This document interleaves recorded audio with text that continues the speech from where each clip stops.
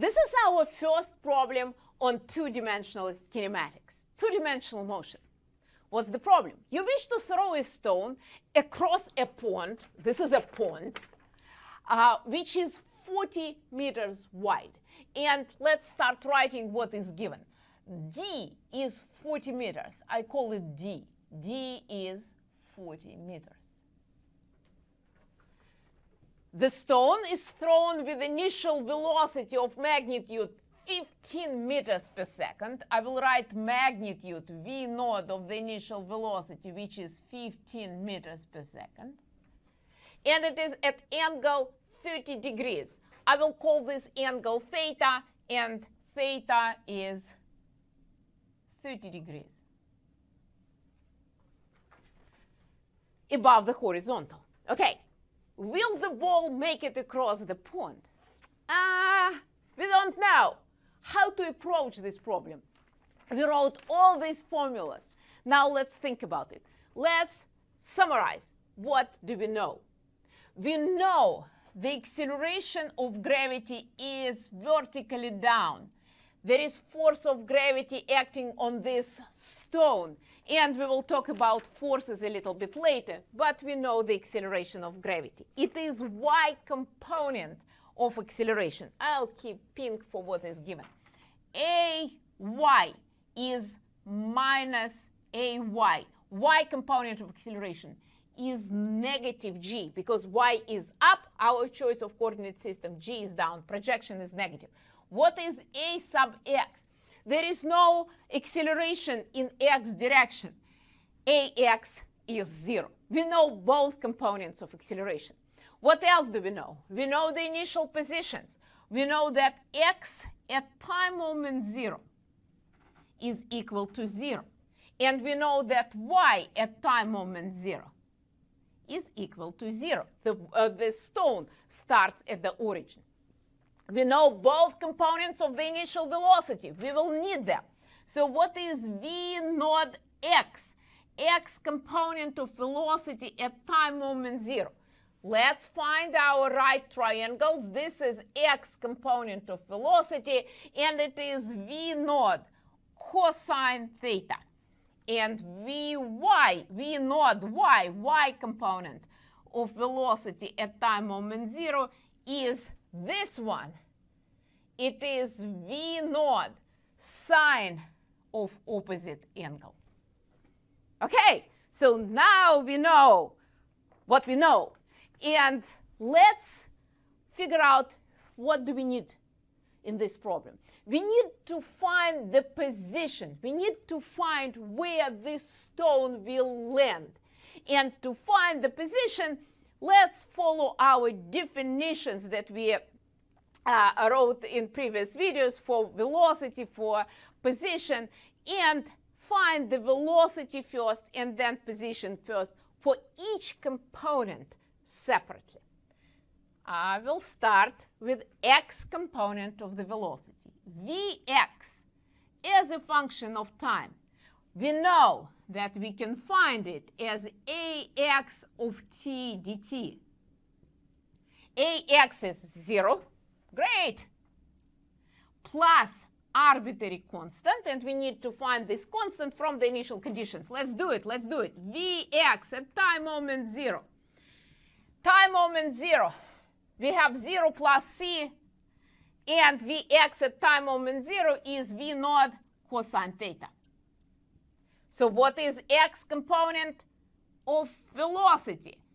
No surprise, it's not changing with time, because x component of acceleration is 0. It's constant. X component of velocity is constant.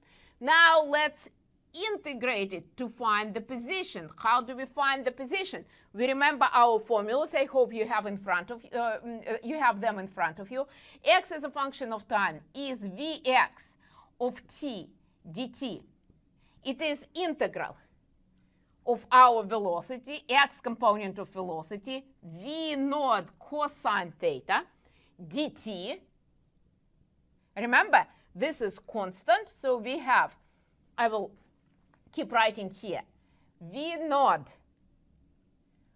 cosine theta. Both are constant. Angle is constant. V naught is constant. That's initial velocity. Integral dt is t plus arbitrary constant that we need to find.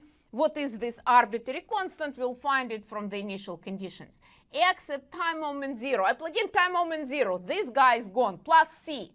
Okay, c. And what is this c, which is now different from this c? It's new arbitrary constant.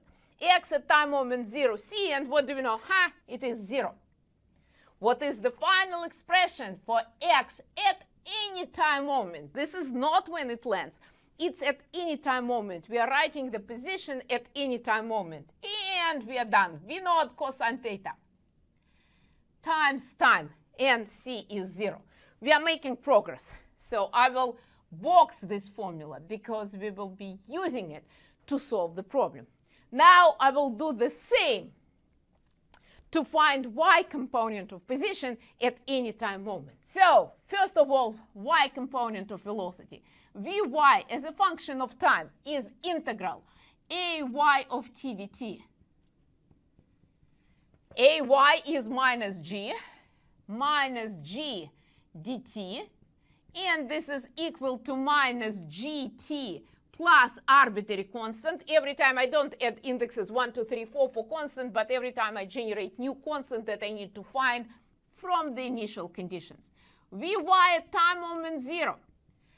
This guy, time moment 0. The first guy is 0.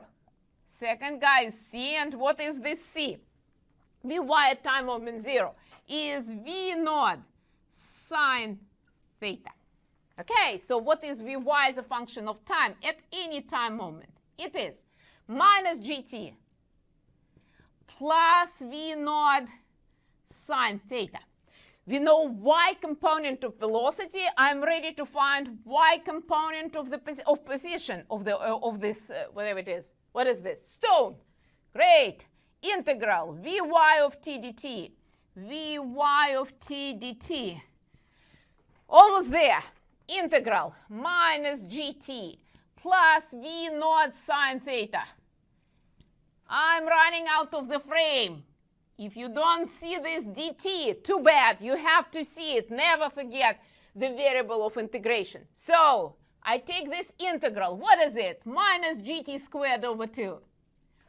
Plus v naught sine theta. This is constant. It's initial velocity. Angle does not change. V naught doesn't change. Sine theta. Integral dt is t plus c. What is this c? Okay, we know already that y as at time moment 0 is 0. So this c is 0. And I will just write y as a function of time minus gt squared over 2 plus v naught sine theta t. And this is y component of the position at any time moment. Now, can we avoid, so what I did, I used the formulas from our first videos, when we wrote the definitions and then took entire derivative. Can you use formulas from the second video, formulas for the case when acceleration object is constant, and write the position, x component and y component of position immediately without integrating acceleration to find velocity? Yes, we already derived these formulas, these shortcut formulas. I will use different color to show you that, yes, we can do it. I just did not want to do that for the very first problem. I wanted to go both ways to prove that we can do this integration and understand what's going on. So what is x as a function of time and y as a function of time that we derived in the second video? It was ax t squared over 2 plus v naught x t plus x naught. And then it was ay t squared over 2 plus v naught y t plus y naught. Now let's compare x formula that we derived in video 2 and our result. Look at this. What is ax? Ax is 0, so this guy is 0. What is the second guy? V naught x. It is V naught cosine theta. We have it right here times t. And x naught is 0. Yes, instead of integrating, we can use this shortcut formula and write x component of position immediately. What about y component of position? Let's look at our second formula. What is ay? Ay is minus g gt squared over 2. Yes, we have it here. V naught y is V naught sine theta. V naught sine theta times t, right there. And y naught is 0. So this way or that way, if you don't remember these formulas for constant acceleration, but you remember the definitions, you can write x and y components of position at any time moment. But now let's go back and finish our problem. We need to solve it. We need to figure out, will it make it? So I need to know basically the range. Where will it land? Where will it land? But how to figure out the range? I look at x, range is x, but I don't know time when it lands. However, when it lands, y component of position is 0. So I will use both equations. I will use y component of position to find time when it lands. And I will take this time and I will plug in it into this equation to find the horizontal range, to find x where it lands. So let's call time when it lands as t capital. T capital will be time when this stone lands. And now I'm writing y at this t capital when the stone lands. It is minus g t capital squared. Why t capital? I emphasize that it is not just any time moment. It is that specific time moment when the stone lands. V naught sine theta, I'm right here, times t capital. And we know that at that particular time, t capital, y is 0. We are right here at this point. Can I solve for t capital? Yes. I'll factor out t capital. And then what do we have?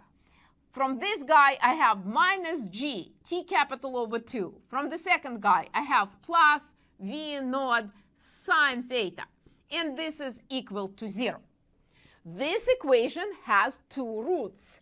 What are these roots? One is t capital equal to 0. We don't care. We are not interested. Why not? Because that's when we throw this stone. But the second root will come from this expression in parentheses being 0. And that's what we are interested in. Minus g t capital over 2 plus v naught sine theta is equal to 0. Can I solve for t capital? Yes. T capital time when the stone lands is 2v naught sine theta divided by g. So now we know time, and I take this time and I bring this in to my expression for the range, for the position, and find the range. X at t capital, that specific time, is v naught cosine theta times t capital, which is 2v naught sine theta divided by g. I can simplify it a little bit, not simplify, but write it a little bit in a better fashion. So v naught squared first, and let's write it. V naught squared, and then 2 sine theta cosine theta. I use trigonometric identity. 2 sine theta cosine theta is sine 2 theta divided by g.